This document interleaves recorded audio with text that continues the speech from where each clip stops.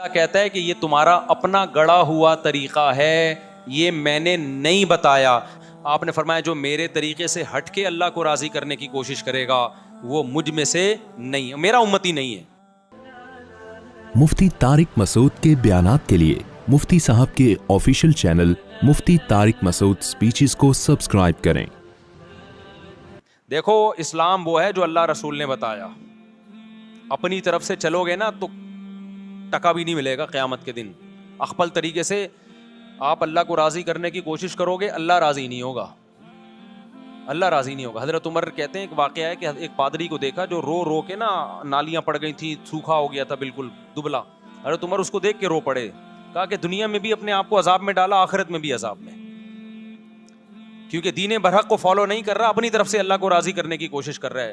آپ نے ایسے ہندو دیکھے ہوں گے جنہوں نے منتیں مانی بھی ہیں، کپڑے نہیں پہنتے، کھانا پینا چھوڑ دیا، سر منڈاتے ہیں. بدھسٹ کو میں نے دیکھا ہے ایسے، زندگی بھر کا عذاب، شادی نہیں کرتے، تو اپنے آپ کو ایک ٹینشن میں ڈال دیا اور نیت یہ کہ بھگوان ہم سے خوش ہوگا. حالانکہ خدا خوش نہیں ہوتا کہ آپ سر منڈا کے گھومتے رہیں، کھانا پینا چھوڑ دیں اور آپ شادی بھی نہ کریں. کچھ ہوتے ہیں نا، ہندوؤں میں بھی ہوتے ہیں، بدھسٹ میں بھی ہوتے ہیں.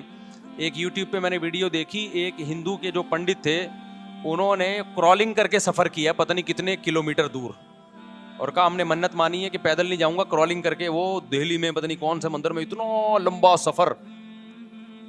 تو کیا آپ سمجھتے ہو کہ اللہ اس عمل سے خوش ہوگا؟ آپ نے اپنی دنیا کو بھی عذاب میں ڈال دیا اور آپ نے اپنی آخرت بھی برباد کر دی. چند صحابہ نبی کی خدمت میں آئے حضرت عائشہ کے گھر، تو انہوں نے نبی کا عمل پوچھا کہ نبی صلی اللہ علیہ وسلم کیا عمل کرتے ہیں. حضرت عائشہ نے بتایا کہ آرام بھی کرتے ہیں، تہجد بھی پڑھتے ہیں، کھاتے بھی ہیں، روزہ بھی رکھتے ہیں. انہوں نے کہا وہ تو پیغمبر ہیں بھائی، ان کے تو سارے اگلے پچھلی خطائیں معاف ہیں، ہم پوری رات عبادت کریں گے، سوئیں گے نہیں.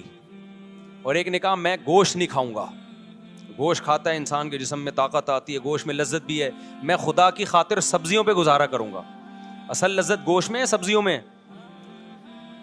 ابے کیا ہو گیا، بول لو نا. میں بھی تو، اصل لذت تو گوشت میں ہے، پروٹین کس میں ہے؟ چہرے پہ جو چمک پیدا ہوتی ہے سبزیاں کھانے سے نہیں ہوتی، گوشت کھانے سے ہوتی ہے. آپ کی آواز میں جو طاقت، میری آواز میں بھی طاقت نہیں، بول بول کے آدھا ہو گیا ہوں میں، گھنٹے سے بول رہا ہوں، 2 گھنٹے سے. تو ورنہ جو آپ کی آواز میں طاقت پیدا ہوتی ہے وہ ککڑی کھیرے سے ہوتی ہے، یہ گوشت سے ہوتی ہے. اچھا مجھے ایک بات بتاؤ، گوشت خور جانور دھاڑتے ہیں یا سبزی خور جانور دھاڑتے ہیں؟ سبزی کھانے والے بکری دمبا کبھی دھاڑتے ہوئے دیکھا ان کو؟ یوں کر کے بکری بول رہی، کبھی دیکھا آپ نے؟ اور شیر کی دھاڑ چڑیا گھر میں بھی دیکھ لو گے نا، حالانکہ چڑیا گھر میں وہ پورے نیچرل ماحول میں ہوتا نہیں، وہ پراپر طریقے سے دھاڑتا نہیں ہے، لیکن ڈر جاتا ہے آدمی.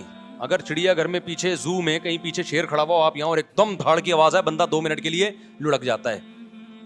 تو یہ جو دھاڑتا ہے، کتا غراتا ہے، کیسی آواز ہوتی ہے نا اس کی، پاورفل.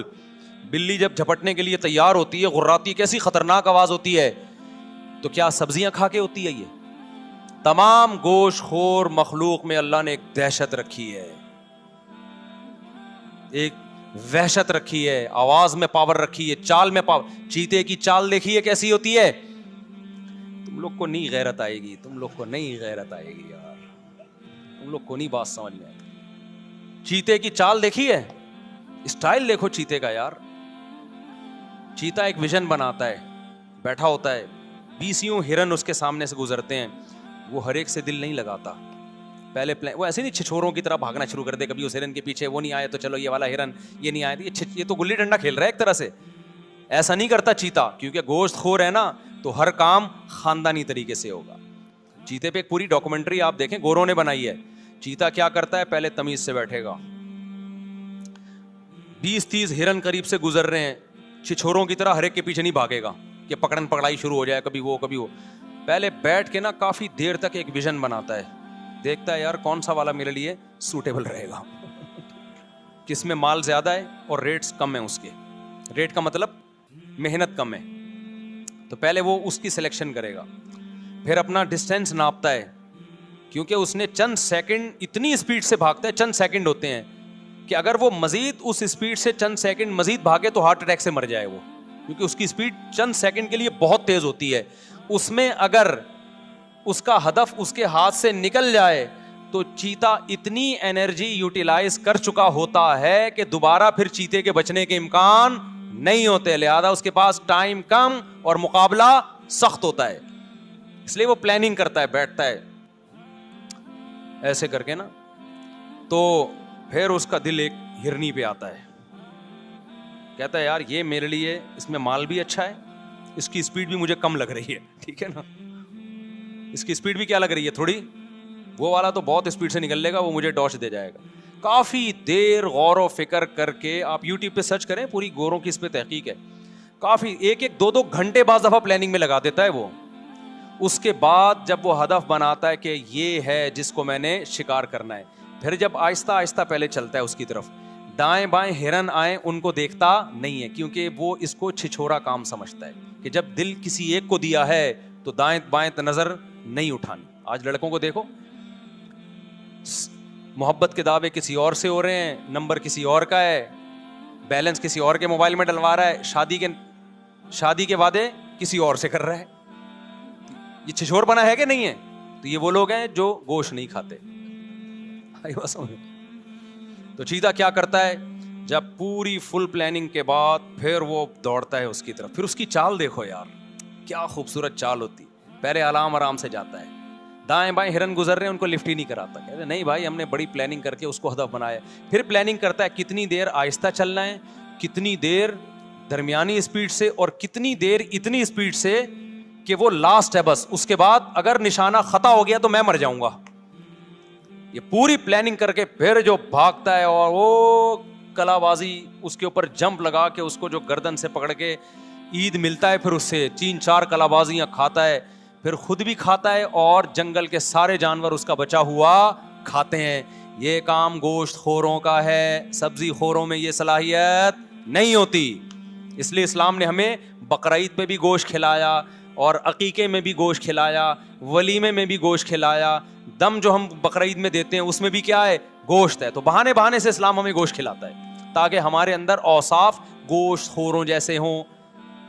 لیکن چونکہ ہم انسان بھی ہیں, اس لیے اللہ نے بتایا کہ یہ درندگی تمہاری ظالموں کے خلاف ہونی چاہیے, مظلوموں کے خلاف نہیں ہونی چاہیے. لہذا جو خود ظالم ہے اسے گوشت کھانے کا حق نہیں ہے. یہ دہشت تم نے ملک دشمنوں کے خلاف نکالنی ہے, ظالموں کے خلاف نکالنی ہے. اب چونکہ ہم ظالم کے خلاف نہیں لڑتے, صحیح جگہ لڑ نہیں رہے ہیں جہاں لڑنا چاہیے, ملک کے دفاع میں نہیں لڑ رہے, تو پھر بیوی سے لڑ رہے ہیں, بچوں سے لڑ رہے ہیں. باپ گھر میں آتا ہے ایسے جیسے چنگیز خان نے بغداد پہ حملہ کر دیا ہے, بچے کانپنا شروع کر دیتے ہیں.